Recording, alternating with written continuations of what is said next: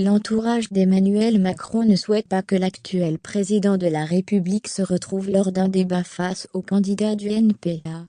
En cause, le conseiller municipal de Bordeaux a laissé de mauvais souvenirs dans cet exercice et les équipes du président presque candidat ne veulent pas d'un clash ultra-médiatisé en la défaveur du dirigeant.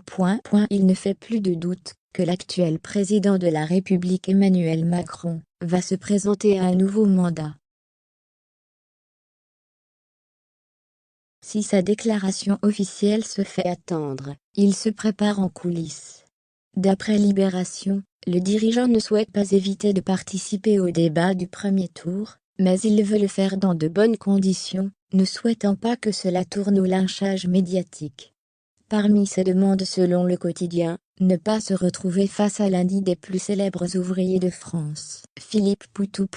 C'est l'entourage d'Emmanuel Macron qui aurait fait part des réticences du chef de l'État à un débat avec Philippe Poutou.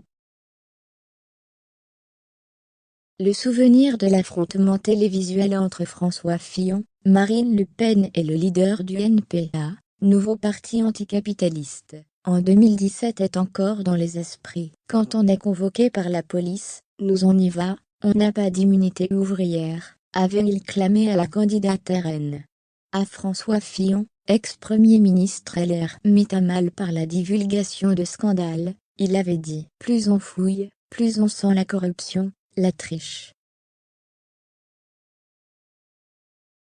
D'après les journalistes de Libération, en Macronie, on ne souhaite pas voir Philippe Poutou, qui n'est pas assuré d'avoir ses 500 signatures, mitrailler le chef de l'État, comme il avait attaqué François Fillon lors des débats en 2017.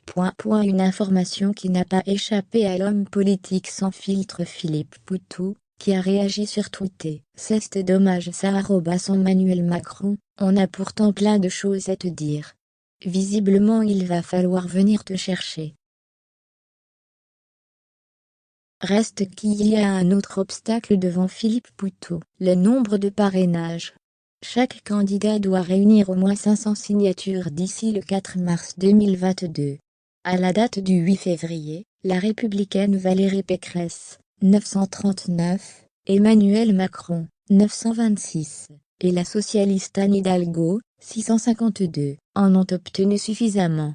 Suivent derrière Nathalie Arthaud de Lutte ouvrière, avec 368 signatures, le communiste Fabien Roussel, 326, et Jean Lassalle du parti Résistons, 316.